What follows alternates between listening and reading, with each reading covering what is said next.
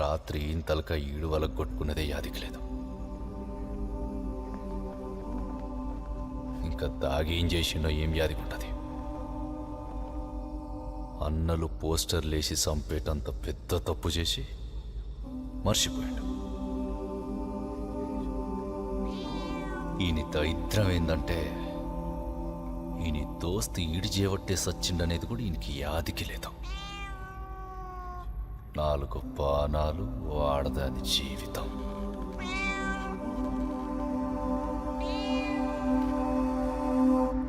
రే, తాగినప్పుడు ఆనొక్కడిని ఇడిచిపెట్టుకుంటారా, జర జాగ్రత్త.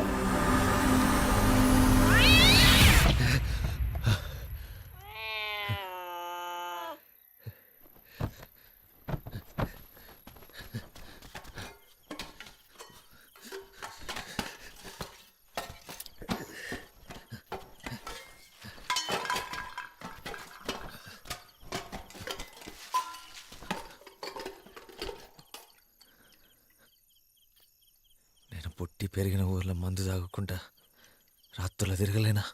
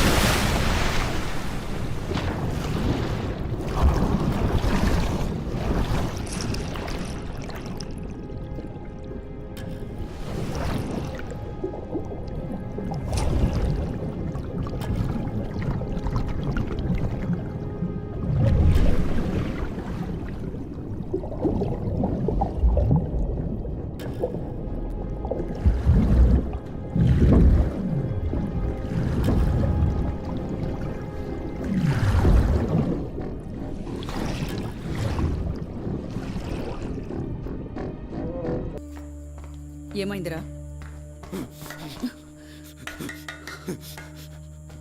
క్రికెట్లో గెలిచినావు, భారీ వాళ్ళ కొట్టినావు, రాజా గెలిపించినావు, దానికి చెప్పేస్తాడా? నేను అమ్మి అయ్యా రాడా బయటికి.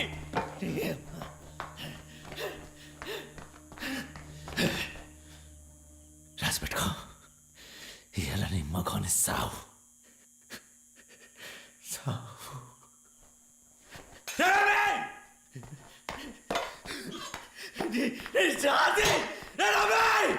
నా మొగడూర్లో లేడు, రేపు పొద్దుటకి దిగుతాడు.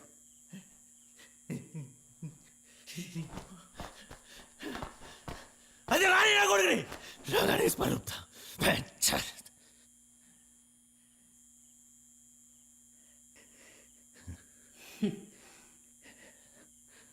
అరే, క్రికెట్లో గెలిపించింది నువ్వు, బార్ల సాయిగాడిని కొట్టింది నువ్వు, ఉప సర్పంచ్గా గెలిచింది నువ్వే.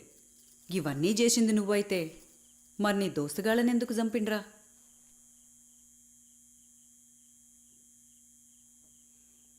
వెన్నెల కోసం.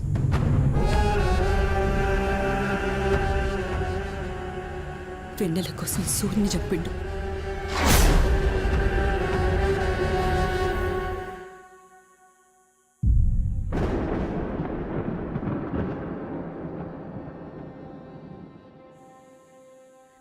దాని మీద మోజు.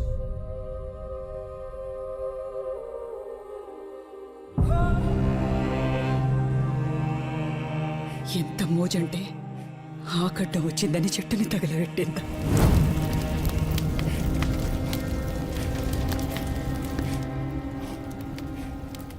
దానికి ఎన్ని రంగుల చీరలున్నాయో నా మొగనికి తెలుసు.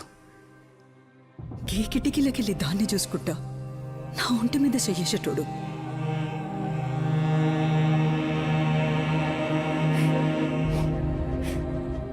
ఎంత మదపిచ్చంటే అది బయటుంటే కుక్క లెక్క దాని వాసన చూసేటోడురా.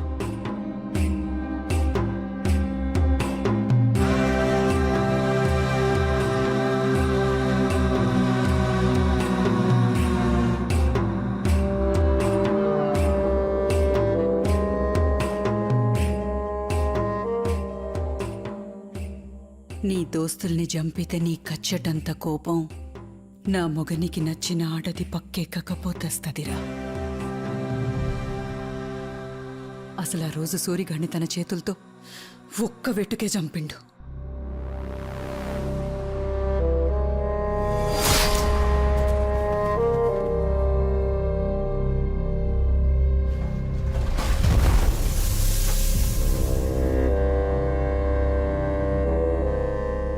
అనుమానం రావద్దని మిగిలినోళ్ళని సంబురానికి చంపిండు.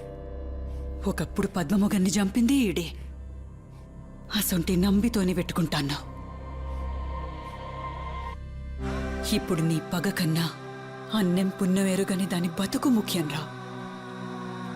చేతనైతే వెన్నెల్ని పద్మలెక్క గాకుండా చూడు.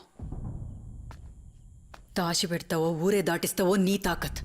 ఆ తర్వాత వచ్చి కత్తివట్టు, నువ్వు సంపినా సచ్చినా మొగోనివని ఒప్పుకుంటా. కానీ ఏం చేసినా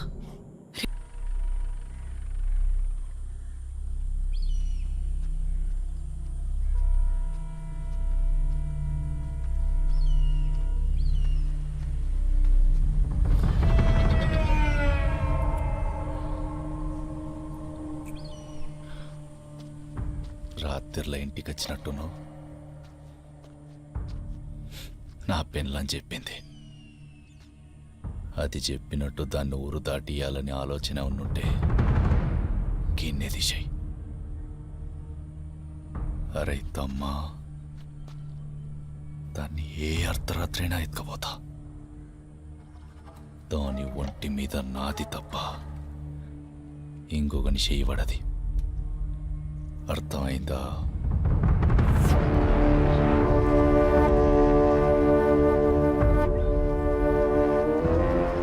ఏంద్రా బండి తీసుకుని వెనల్ ఇంటికి రండిరా.